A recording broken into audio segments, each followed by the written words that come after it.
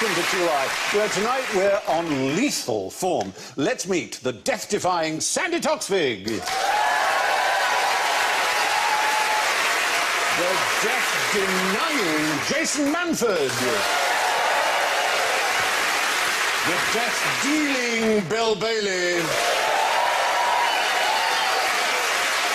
And the drop-dead gorgeous Alan Davis.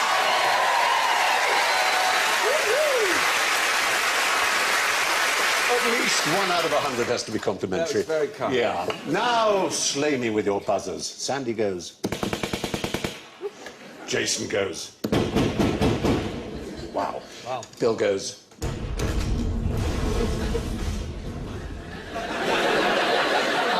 Alan goes. Bang, bang, you're there! Very good.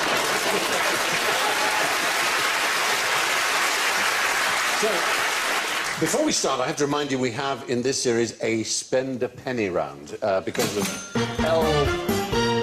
Exactly.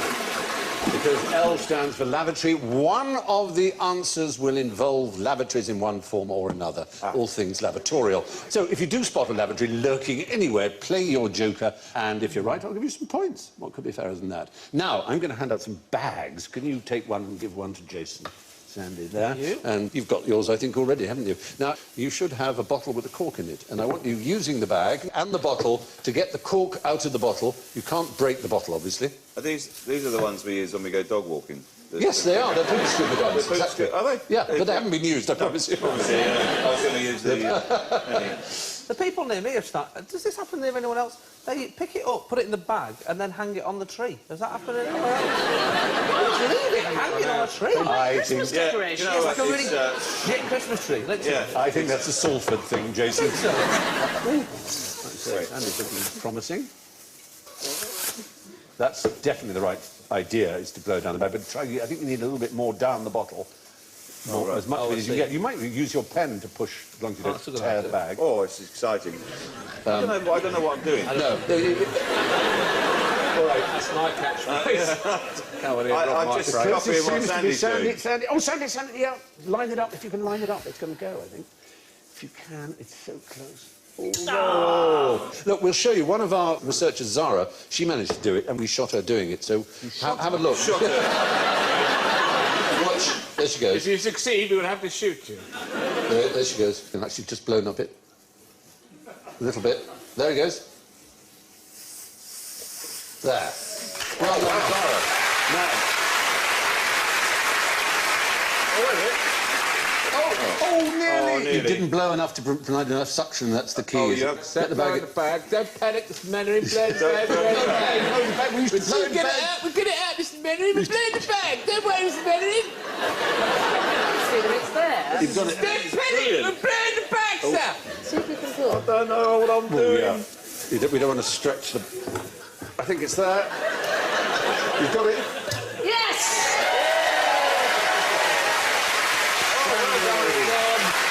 Brilliant. No, you haven't got the pressure load. OK, pop and water.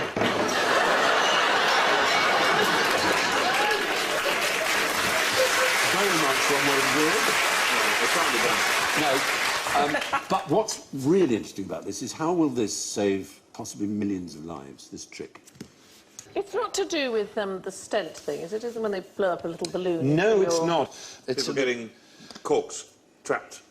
It's not really going to save that many lives. It might save a lot of distress to people who want a cork out of a bottle, but it's not really. Is it inside the penis? Can we just clear that up? No, it isn't. Is it up the bum hole? No. In the ear. People hole. sticking corks in their ear. No. Is it a common condition? It is, in the third world especially, a very common condition, and one that causes millions of deaths a year. And that's childbirth fatalities, because of breech births and being stuck and so on. And it took an Argentinian mechanic who saw a video clip of the trick. His name was Jorge Odon, and he thought, that would be really good. No, Jorge. It was Corky. Jorge. George in Spanish. Yeah, okay, I like so that. His name was Corky. Corky Odon. And he thought that would work on babies. There's already a sucker is used. Yes, but I just want to be clear. So you're having trouble giving birth, and a mechanic comes along. with a plastic bag, Yeah. pushes it in and then goes, I'm just going to blow. That's pretty much... Don't worry, I've seen a video. It's exactly what And the obstetrician he showed it to thought that he was on some hidden camera show and that it was a trick and that he was going to be made an idiot of. But he realised that it was a fantastic idea. Because before then, do you know the device that is used to try and like pull a- babies out? Or the forceps. Well, the forceps is the really old one, It's but like a the more plunger. common one now is the one on the right. It's a sort of a sucker thing. It is a isn't sucker, It's but like it has a- a particular name. Ventouse. Ventouse. What's the other one being shouted? Kiwi. You call it a kiwi? Yeah. Oh. It's seen a midwife. Oh, really? Well, then we bow to your superior Yes. knowledge. Midwifery is a good thing. Midwifery, it sounds a bit like a sort of not very noxious fart, doesn't it? Midwifery. Sorry. Can I just say, Stephen, you were up until then being so sensitive. Yeah. Your job sounds like a fart. Odon's method inserts a plastic bag, just as you said, into the birth canal, under the baby's chin. Air is then pumped in, inflating the bag gently around the baby's head. No danger of suffocation. Why is that? Because they're not breathing umbilical yet. Because babies don't breathe in the womb, exactly. Yes. The baby is then safely pulled out without the damage of bleeding forceps, and we can see that. Not in real life, Andy. All right, yeah. There you go, and that's There we the go. suction power is on a little calibrated thing, you see. And you, again, take it away, and it's exactly the same principle. Thank you.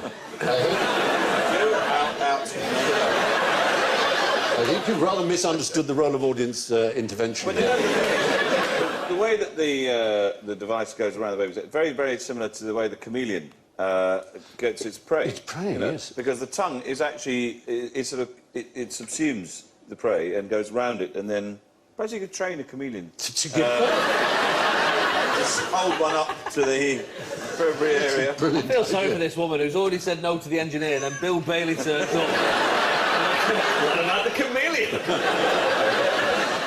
She might not be able to see the chameleon if he's been hanging around That's for a true, while. yes. Well, that can take the stress out of it. It just looks like your arm. Yeah, Oh, what's this? It's just a patterned shirt. yeah, it's fine. And then it runs up a tree with it. Yeah. It's raised as a chameleon. It's not a bad thing. Yeah. Everything you said about this, why a mechanic... As Dr. Merialdi of the World Health Organization said, with 5.6 million babies a year dying, he said, for many years, almost centuries, nothing has advanced in medical science in terms of the delivery of babies, which is a natural process. But it is also a mechanical process. So perhaps it's not surprising that it's a mechanic who saw a way through to easing it. And I love it because it's so simple. it is so simple. It's kind of palm-smacking, isn't it? A lot of doctors and obstetricians would have thought, wow. One of the great advantages, of course, is that throughout the Third World, midwives and nurses can use it without the presence of a doctor. It's incredibly simple to learn the cheap technique as well, and very, very cheap, as long as you sterilise everything, obviously, which you would anyway. So, good news. Well done, about Corky. A car mechanic there, yes, from Argentina, will save millions of lives with the cork in the bottle trick. Suggests some lethal uses for a laptop. Oh, some Smart leaf. bombs, guiding smart bombs. Yeah. Hitting people over the head. Damn it, Chloe. Yeah. That was like he was in the room. Just happened to have been working with him, that's all. Oh, please. Is he nice? Please tell me he's nice. He's an incredibly nice guy. He really is. Everyone adores him on the set. Kiefer, this is. Kiefer. Yeah. Kiefer? Kiefer. Kiefer, yeah. Oh, Kiefer. Oh, yeah. Yeah. What's he doing? Anyway, he's always on laptops. I don't know what you're talking My about. favourite when he 24. talks Oh, about 24. Oh. when he talks about parabolics. That was parabolics. I'm like, have you seen parabolics? That's what it sounds like. Parabolics. Is it still going now, 24? Then? Yes. I mean, he played the British Prime Minister. What kind of Prime Minister were you? Well, it was Sage. non-specified in terms of party. But were you very like sage? almost every Prime Minister we've had for the last 20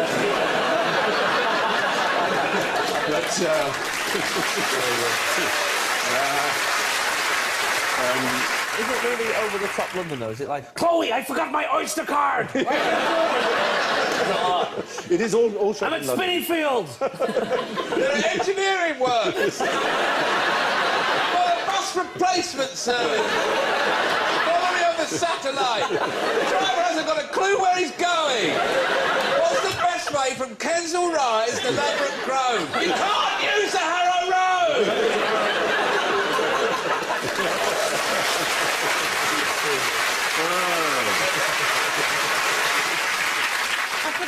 question was. Oh, yeah. Yes, lethal uses for All right, a so hitting laptop. people over the head. You can leave it on the rear parcel shelf of a car, and he's stopped too quickly. And then, Yeah. You know, I know this because I went to one of those, speed awareness courses, and this is ex-copper, and he went, yeah, he goes, he was trying to scare everyone, and he went, yeah, he goes, yeah, this lady driver had a laptop computer on the back. Mel Smith was in It was. He talked like that. He had a laptop computer on the back. It's very Mel Smith. On the back shelf, and she stopped too quickly, took her head clean off. Took her head clean off, like a knife through butter. And there was a dear old lady next to me who'd been caught doing 31 miles an hour. In the birds up there. A tiny little scooter thing. On a moped, yeah. On a moped. You'll have to go to a work. Yeah. She went this way, and she grabbed my hand and went, oh, my God! Like that. And, of course, I can't imagine it. No, actually, we're in Australia, and it's a program that's written on the A computer. virus. It's nothing to do with the Wi-Fi, is it? Is that... Do they No, not? no, it's a specific program written by a specific person in order to help someone do something that will end their lives. Is it some euthanasia? It's a euthanasia program, yes. There's an Australian doctor called Dr. Death, obviously, as they always are, and he's rigged up this injection system to a laptop, and you have to answer 3 questions. You have to be sane and smart enough to answer the 3 questions, yes, positively. Do you know what they are? Yes, I have them for you. OK. 1. Are you aware that if you go ahead to the last screen and press the yes button, you will be given a lethal dose of medications and die? So they're not difficult questions. Also, I thought it was going to be things like... They are. you know, I What scroll year through- was the I Battle scroll- of Cressy? Yes. Yeah. I scroll through a lot of these and just press accept. Yeah. Terms and conditions. I've read them. Terms and conditions. Terms and conditions. The second one is: are you certain you understand that if you proceed and press the yes button on the next screen, that you will die? That's just very clear. Yeah. So you Then- press then yes it say- again. Yes. Yeah. On the third screen. Sure? Come on now. In 15 seconds, Have you seen the word you die? will be given a lethal injection. Press yes to proceed. It's that simple. That's heavy, man. Yeah. And where'd you get it? Amazon? No. I mean, I suppose it's that if you made the decision, then it's finding the.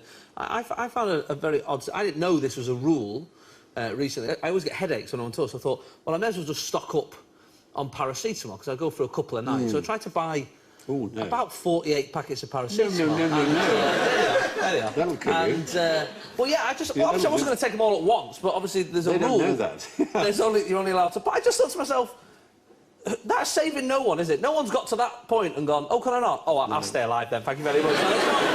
I go into a newsagent's and order a bottle of vodka, and they give me a quarter one now. This things about me. Although there was a moment when the woman embarrassed me in front of a queue of people, where she said, "I can't sell you that many paracetamol," and I went, "Oh, why? Why is that?" She said, "It's in case you kill yourself." She said those words to me, and this is my panic. I went, "What? But there's a load of freezer stuff in there." Like that was my actual. That was the logic, Keep it trolley there. There's some long life milk. Why am I going? Why did I go? Go back. Then go waste that. Some Findus crispy pancakes. I'm looking forward. There's a Solero in there. I've got so much to live for. You want to look into that headaches thing, it'll be caffeine related, I expect. You want to flush your system I'll do that. with vodka? Yeah. I have to say, the only time I've had morphine was in Copenhagen. I had kidney stones and they gave me morphine. I should think they would. It's the most painful thing to And do, my isn't it? partner said it was so embarrassing because I was just lying there going, I'm filled with honey. We had Jeremy Clarkson on, and he was talking about kidney stones, said the most painful thing a human being could have. And someone said, childbirth, I think you'll find. And he said, do we have anyone in the audience who's given birth to a child and had kidney stones? And there was one person. Of course there is. And he said, which was the most painful? And she said, kidney stones. Did they zap them with something sonic or something? They do now. I was off my head. I've no idea what they did. Yeah. I think they do. They dissolve them and then you pee them out. I think What you don't want is someone they blew giving a bag it. up Come here, here, didn't they? come here.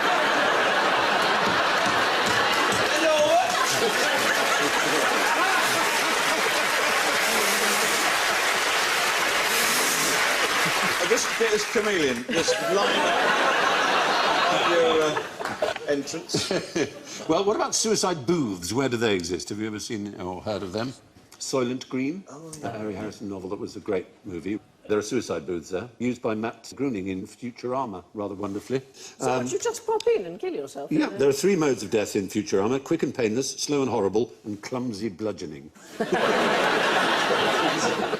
So when you just put a, you know, Yeah. 50p in or something. That's the idea in science fiction, that people will want to do that. Yeah, euthanasia becomes not just a, you know, a right, but a sort of, Bit of a laugh. fuck it, you know. Yeah. I like a photo booth, though. Yes. They've got that retro, you know, Instagram type thing, you know. We've sort of gone revert because the photo is getting so perfect. We've now gone to a point where we're going, let's get Instagram and make it a bit worse. I'm going to do an app where you just put like your dad's thumb in the top corner. Yeah, exactly. Look at this. They used to say if you look like your passport photograph, you're probably not well enough to travel. It's a very good theory, I like that. The very first job I ever applied for on television, it said you had to send in your CV and your photograph. And traditionally in show business, it's a sort of an 8x10, used to be an 8x10, rather glossy thing. I didn't know that. I went to Victoria Station and, and the stool was stuck down low. So honestly, I sent in a photograph of the top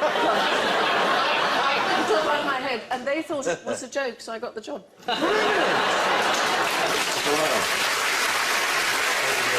Well, there was this... there was an actor's director, which is no longer used, but called Spotlight, in which you had to give your photograph. And I remember Barry Humphries had a wonderful one with just a picture of him like that. Not as Dame Edna, but it just said, leather and denim rolls preferred. I used to try and sort of put things in to see if they'd print them, you know, just sort of sheer devilment, like things like can hover, you know. It's magnetic, you know. I'm OK round chickens, you know. They never printed them. They just probably just silly man. We'll hover on demand. Yeah. Anyway, yes, this happy little fellow is about to kill himself. How? You recognise that? It's about to... And he's about to kill himself. He is, by doing something which nature impels him to do, which is a suicidal thing to do. Fling himself off a cliff. Throwing himself off a cliff. What I thought, well, why not? We'll get that one out of the way. I thought it might be a lemming, and Yes, anyway, lemmings don't, of course. But No, they don't, yes. No, it's not a lemming. It's, in fact, not a rodent. Is it not? Is it a No. marsupial? Is it a marsupial? It is a marsupial, yes. It's a bit of a convergent. How do you do that? It's a marsupial, and it's called an antechinus. Antechinus. Well, what are the natural things? It's either going to eat something, or it's going to drink something. What do animals live to do? They live to eat in order to Procreate. survive long enough to procreate, to pass on their genes. So is there some naughty sex thing? It's about to have sex, and that is, for it, suicide. They go on an extraordinary shagging spree. I mean, it is quite unbelievable. I have to give you the details because they're pretty amazing. It's semmelparous, which means it only does it once. And it's about 12 hours on the job with one female before moving on to the next. Doesn't eat or sleep, just keeps going in a testosterone-driven frenzy. Oh, never mind about him, that poor female. Well, that's... on the next one, on the next one. 12 hours? Yeah. She must be To get- chafed. To get the necessary energy, the males' bodies strip themselves of all their vital proteins and suppress their immune systems. By the end of the fortnight, they're physiologically exhausted, bald, gangrenous, ravaged by stress and infection, and keel over and die. Wow. Russell Brand, take note. It's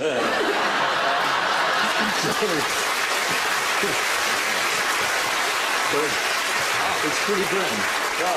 It sounds like Henry VIII at the end of his life, doesn't it? It does, somewhat. It is, you bet. Does this happen only once, then? Yes, semmelparous once is... So they're Semmel is dead once. before the children arrive, Very much so, and that, some people think, may be the reason. that just in to fact, get out of childcare. Yeah. Get up there, the thought of it. Or if you give it a better gloss, it's in order Food. to leave more food for their Yeah. children. So 12 hours and then another 12 Yeah, hours? yeah. This lasts for a fortnight, apparently. Yeah. Wow. 2-week mating season. There's somebody in the audience remembering a Spanish holiday. Candlemas, 1982. Oh, that was a party. But they aren't the only marsupials with a suicidal sex drive. There's also marsupial cats, which have a wonderful name. Very good for Scrabble. quoll. Quoll? Q-U-O-L-L. quoll. Very good Scrabble word. There's a little quoll. And These are all Australian. the female northerns, yes, are subjected by males to bouts of copulation. Put here, that can last 24 hours with plenty of biting and screeching. They soon get their own back, though. The postcoital male lose weight, become anemic, their scrotums shrink, their fur falls out, and they get infested with lice. Within a week or two, they die like their mousy cousins, martyrs to their genes. Wow, horrible. It's grim, isn't it? I mean, the thing is, even if grim down that south. was in humans, I think most men would go, Worth it. like, I'm here now. Worth it. What a day. All the females are sitting around going, don't worry, they'll be gone in a minute. I presume they don't know it's going to happen to them. Well, no, they presumably don't. They'd have no sense of the impending. There's no 3 questions. If you have Because they sex, never knew their father. you will die. Press yes. Are you sure you want sex? Yes. Definitely. Oh, yes. Here's a picture of somebody who's had sex. Their father, unfortunately, isn't there to tell them. By definition. So they're railroaded into this just programmed. self-destructive shagging frenzy. Programmed. Deeply programmed. Now, if you had to fight a duel, which weapon would you want your opponent to choose? A, hot air balloon, would that please you? B, a billiard ball? C, a sword? Or D, a sausage? Sausages are fairly non-lethal. You'd See, say I would sausage? think you could get terrible food poisoning Yeah, from that's sausage. what Yeah, but Or if you had them in a string of sausages. yeah. I don't know how you'd use the hot air balloon as an actual weapon as you land on somebody. I don't know how you... Well, the rules were that if you challenge someone to a duel, the person you challenge can choose the weapon and the place. So if you choose a balloon, would you're be in the choosing... balloon. They can choose a gun and a balloon. Right. Which is, you can pretty much work out what could therefore happen. Yeah. And you would draw straws as to who shoots first. If the distance is, and they're not very good shots, the first one could miss. It's a bit annoying if you've chosen guns and balloons and then got the short straw. Yes. And he got to shoot first, you'd be like, what's the point? Yes. The balloon is not a small target, depends how far away it was, of course. But, well, we do have history on our side, so we can tell a story about the sausage. There was a scientist, a very eminent scientist, who was rather liberal in his ways, who lived in Prussia, and who was the great leader of Prussia, who basically unified Germany and was what we would call the prime minister, but he was the minister-president of Prussia. Bismarck. Von Bismarck, exactly. And this German pathologist, who was called Rudolf Virchow, so opposed the mighty armaments program that Bismarck had started that he enraged Bismarck, who challenged him to a duel. So because he got to choose, this doctor, who was the first man to isolate the pathogen behind pork that had gone off, which is called Trichinella spiralis, said, OK, the weapons will be sausages, one of which would be poisonous, toxic, as you say, with this agent, this pathogen. So he challenged him to a breakfast, essentially. And Bismarck didn't like the idea, so called the whole thing off, which the challenger has the right to do. So it's a sausage roulette. Yeah. Yeah, basically, sausage roulette. Yeah, but with only 2. And so you had a 50-50 chance of dying, so that's a pretty dangerous duel, sausage duel. So moving from the sausage to the balloon, the Monsieur Grandpré and Monsieur de Pique. We're going to get quite French because you know what they're like. In 1808, there was a dispute between these two over the affections of a young woman. They took to the skies in separate hot air balloons, each armed with a blunderbuss. De Pique shot first and missed. He had the first shot and he missed. There's a moment, isn't it? Grandpré then fired at de Pique's balloon and punctured it, sending him and his second down to their deaths. Wow. 2,000 feet above Paris. So balloon, pretty damn dangerous. And there's a... Very first female air passenger ever was in a hot air balloon. Elizabeth Tibbles, she was an opera singer. She was dressed as Minerva and sang arias from opera as she fed the fire, and the balloon took off. But unfortunately, she landed and sprained her ankle. But she was other than that, yeah, she's the very first female air passenger. So there's only one example of a billiard ball duel that we've been able to discover. That took place between a Monsieur L'Enfant and a Monsieur Melfand. They fell out over a game of billiards, not surprisingly, and so they used what was to hand, billiard balls. Presumably it was carom if they were French. And they decided to resolve their difference by pelting each other, one after the other, with billiard balls. Again, they drew straws to see who would throw first. And Melfand won, and he warned his opponent he would kill him with one single strike, and he did. Straight between the eyes, dead. Wow. Yeah. God. That's And he probably went, I was joking. I was... I'd actually hit you. Why did they use the Q? That would have been... yeah. So, of all the weapons we've described, probably the safest is the sword, because in duelling, all you have to do is get the draw first blood, as the phrase is. So you literally have to pink someone, just give them a little scratch, and it's called off by the seconds. Well, you got him. So, there we are, duelling. Now, why would you resupply your enemies with bullets when they'd run out of them? Just how crazy is that? Or indeed a plastic spoon. Unless they were... Keep it fair. Fake No, bullets. real bullets. Real bullets? There's your enemy, you desperately want to defeat them, they're running out of ammunition, and you resupply them. Are they bullets which explode when Sabotage? you... Are No. they somehow sabotaged? Somebody else come to attack us. And They're good bullets. No, you make a deal with it. It's fair. Tremendous sense of honour. Fair play. It's something so wonderful, I think, that should guide the British government in its policy on a particular issue, one that's very dear to me and the nation, who have this marvellous building that I've had trouble pronouncing sometimes. It's in the Acropolis. Ah, yes. It's where the Parthenon is. Parthenon. Yes, yeah. And it's the Parthenon we're discussing. So Greece, let's go back almost 200 years. Right. Who ran Greece 200 years ago? Turks? Turks, the Ottoman Empire. And there was a big movement to free Greece, led by Greeks, but also by some Britons, notably Lord Byron, who died there. And by 1820, they'd got quite a grip on the colonialists, and they'd pushed them all back up the Acropolis. And there they were, in the Parthenon, that wonderful building. And the Turks were firing, and they ran out of shot. Now, the original builders of the Acropolis were extraordinary architects. And they joined together these 70,000 pieces of marble in a magnificent way. They put in sheets of lead to protect it and the bits of iron staple and lead to keep connecting together the marble. But then, in 1820, when the Ottomans were defending it, they started to use these lead sheets to melt them down to make shot.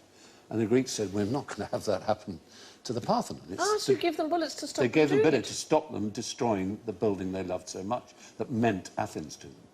And if that story doesn't make the British government get off its arse and give back the Elgin marbles, I don't know what will.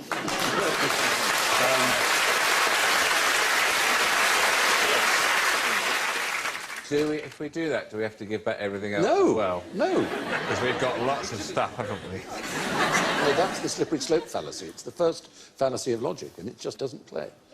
Anyway, yes, that's basically it. I didn't give you much of a chance to come in on that, did I? But it's a good story. I thought it was worth like telling. it when you're passionate on a subject. Yeah, thank you. Yes. But isn't it a wonderful story about human beings, that even in the face of death, that we revere beauty and great art? Completely. More than ourselves. I think that's marvellous. It is wonderful. Absolutely wonderful. I agree.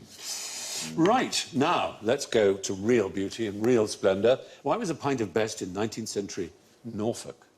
Just what the doctor ordered. Oh. Has it got something medicinal in it? Sure has. Poppies.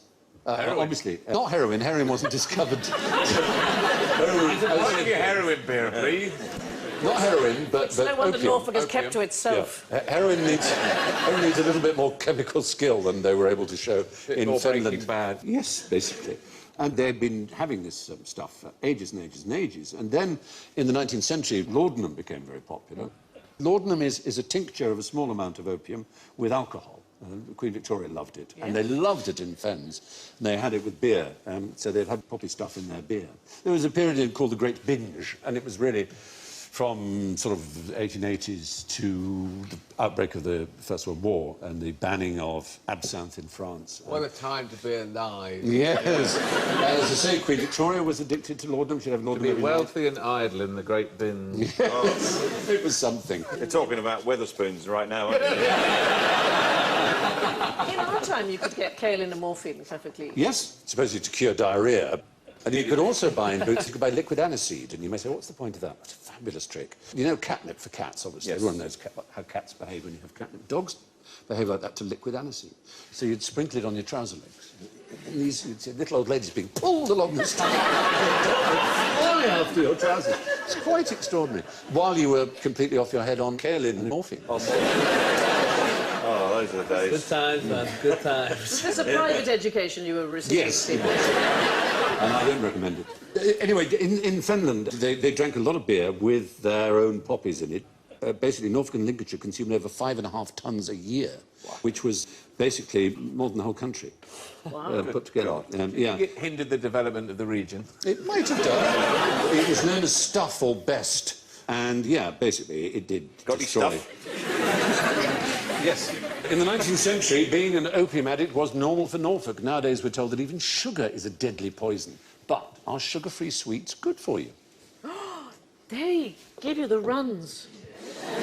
Honestly, if you are at all stuffed up, 2 sugar-free sweets, you'll be singing. I don't know why. Well, I ought to warn you that you have missed your spend a penny chance. That was it. Because it's all about... It's too late now. Yes, of course. Oh, never mind. Yeah, it's lycocin, which can have a mildly or moderately laxative effect. That's if you take a few of them. On the Amazon page where they sell sugar-free Haribo gummy bears, it clearly warns may cause stomach discomfort and or a laxative effect. The same page has over 250 comments. Stomach discomfort turns out to be a massive understatement. Oh, yes. Gastrointestinal Armageddon. Calamitous flatulence. Trumpets calling the demons back from hell. That's the noise, exactly. I'm just adding some noises to the story. Guttural pronouncement so loud it threatened to drown out my own voice. And flammable liquid napalm extruding. Those are some of the milder comments. I've never known anything like it. I got some butterscotch sweets, and honestly, I had thought 2, and that was... I thought was it was a good way to help me lose weight, and it did. Yeah. Absolutely. I once tried to figure out how many gummy bears you could put into a remote control helicopter before you know, would Too heavy. compromise its Yeah. airborne stability. Because you know there's little tiny ones. Yeah, the little, really miniature ones. Tiny Yeah. little miniature helicopters that can hover in them. I put one gummy bear in it as the pilot. Yeah. And it crashed immediately. One. That's so delicate aerodynamic It's a very setup. delicate aerodynamic. Yeah. One. I put him in the pilot seat really, and it went over like that. Whereas I should have put one on each rail, and it would have been fun. I know that now. But thanks for passing it on. Yeah, no, that's fine. Good. And now for the lethal concoction of toxic misapprehension and venomous disinformation that we call general ignorance. So fingers on buzzers, if you please. Right. Name a non-venomous snake. Yes. The grass snake. Oh, what? We thought you might say that. Well, clearly. Yeah. Very quick on the Didn't bother timing, to say that. All venomous, but just not very. Yes. All snakes are venomous. Recent discovery by a man you know you can trust because of his name. He's called Professor Brian Fry. University of Queensland. And in 2013, he showed that even snakes that kill by constriction have venom in them, and it's been repurposed to create a sort of lubricant to help swallow the huge things that constrictors swallow. Wow. But it still contains small quantities of venom. Fry comments, I find that very odd saying that. Their toxins are the equivalent of a kiwi's wing or the sightless eyes of a blind cavefish, defunct remnants of a functional past. And he showed that the world's largest lizard, which is... Komodo dragon? The Komodo dragon, yes, kills its prey with venom, which we all thought beforehand that it was killed with sort of bacteria, that it just basically bit it and it had such disgusting slobber that the thing caught infections. Yeah, but they actually envenomate. It seems so, yeah. The small fangs at the rear of a grass snake's mouth do actually spit out at you, and they'll hiss and they'll strike, and you will get a small itchy infection, envenomation, as you say. Right. So there you are. That's weird and surprising. There are no non-venomous snakes. They all have venom glands. How fast was the fastest mass extinction? How many years? I'll give you. Yeah. The Liberal Democrats.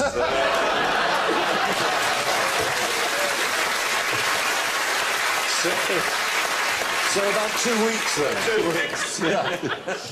UKIP like Top Gear for people who don't like cars. Very good. Thousands? We're talking about thousands. Thousands, yeah. Thousands, oh. Yeah, it's talking about thousands. It happened 252 million years ago, ending the Permian period. It's known as the Great Dying. It sounds rather Star Trek, doesn't it? Oh. The Great Dying. So what, sort of 5,000 years? 60,000 years. 70,000 years. But there have been about 3 of these mass extinctions. 5? Well, yeah, supposedly we're in the 6th. We're in one at the moment. I mean, forget global warming just simply by the way we're destroying habitats. Eating them or running them over. Yeah.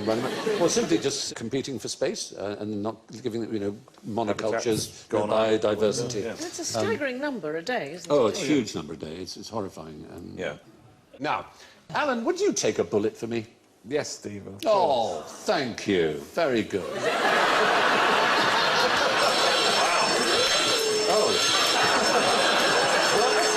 Sorry, no. No, you wouldn't. Because you couldn't. I mean, that's to say, in the standard way, it's done. The diving in front of someone, you can't take a bullet for someone. Well, you'd have to anticipate. You'd move faster You'd than have to that, wouldn't you? anticipate in such an incredible way. Accidental, act of- Accidentally, it would. Because, of course, a bullet goes at 1,000 feet per second. That's from a handgun. 700 miles per hour, that is. Did you know, I read this, you might like this because you like cricket, they've stopped using bowling machines because they've discovered that it doesn't help you at all, that the people who are very good at batting have worked it out before the ball's released by the shape and the angle of the arm of the bowler.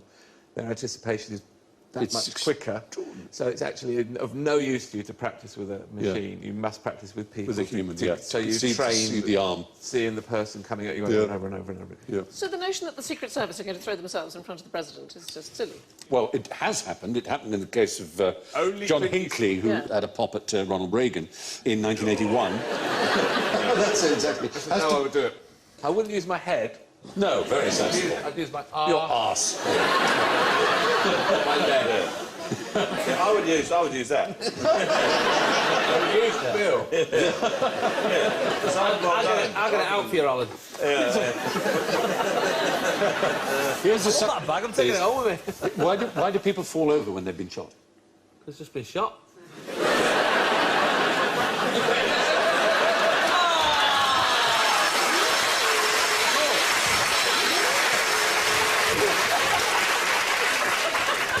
No, is the answer. Shock. Because they're dead. A dead person would fall over, obviously, where they've been shot in any way. Not the speed, like the speed and the fact No, that none of those things will knock you over. No. Yeah, well, Unbelievable. the impact. The impact. What a bad. It's I amusing. banged my head on the fireplace the other day and I fell over. That would do it. Wait, is this a lavatory question? No, we wouldn't. No, I don't know. Because they've seen it done in movies. Really? So in the Wild West, when they had a shootout, and because they'd never seen a cowboy film, people just carried on standing. Yeah. Most people, when they're shot, don't know they've been shot. Right. We have it on the authority of the FBI Academy Firearms Training Unit that people generally do fall down when shot, but only when they know they have. Right. That's the point. Regardless of bullet caliber or where they're hit, people who've been shot don't know it yet. Don't fall over. Unless you were shot and your leg was shot off. And If then it was shot off, you would naturally, yeah. There are exactly. circumstances. There are in which you can fall circumstances. But books, films and TV have educated us that we are supposed to fall down. That's Right. Now, is it wrong to eat people? Undergraduate philosophy class. Yes, it is. Depends on the circumstances.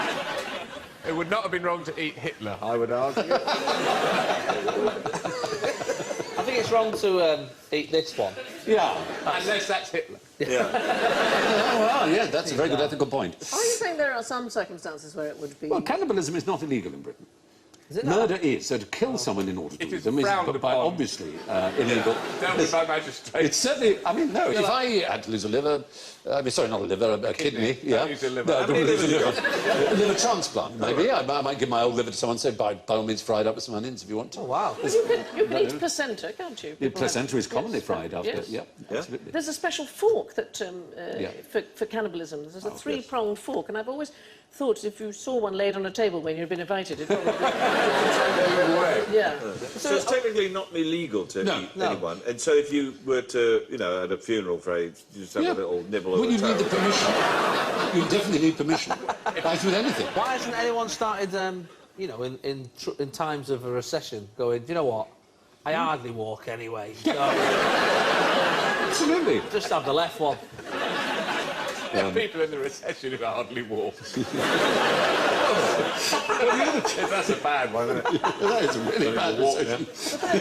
In Germany in 2003, you may remember that case, there was a computer technician called Armin Meiwes who conspired, as you might say, with an engineer called Bernd Brandes to sit down and eat with him. So Armin Meiwes cut off the penis of Bert Brandt with his permission and sat down to eat it with him. He then stabbed him and froze the corpse to eat later. Brandes gave him explicit permission for the whole scenario. He originally asked Meiwes to bite off his penis. This proved difficult. Meiwes had to use a knife. He then tried to eat his own severed penis raw. Oh, not raw. Yeah. Oh. He found it too chewy. Yeah. Have you had it cooked? The danger of infection from that. Yeah. I mean, really. Yeah. Oh, this is raw. Yeah. Another 5 on the grill. Yeah. They fried it in salt, pepper, wine and garlic. Oh, well, that's all right. Yeah, yeah. Got a little bit of curry powder They on there. tasted it and agreed it was overdone, so fed it to the dog. He then killed Brandes, hung up the body on a meat hook and proceeded to eat it over the next 10 months. He was found guilty of a sort of killing on demand, but then he was retried and convicted of murder. Did he go to prison or to some secure location? He was locked in a happy eater for the rest of his life. According to the law, eating people or bits of people is not wrong. Which brings me to the grisly business of the final scores and how interesting they are. Way out. Well, not way out, but slightly last, I'm sorry to say, with -19, is Jason Manford.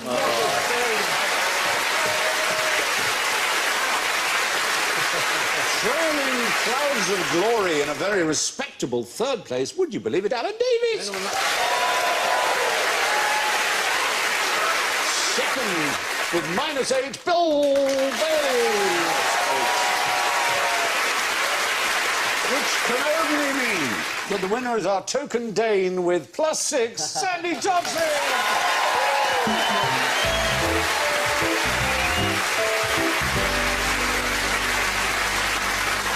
And with that, it's a big thank you and good night from Sandy, Jason, Bill, Alan and me. And we leave you with the last words of the poet Richard Savage, who died in 1743. I have something to say to you, sir. No, 'tis gone. Good night.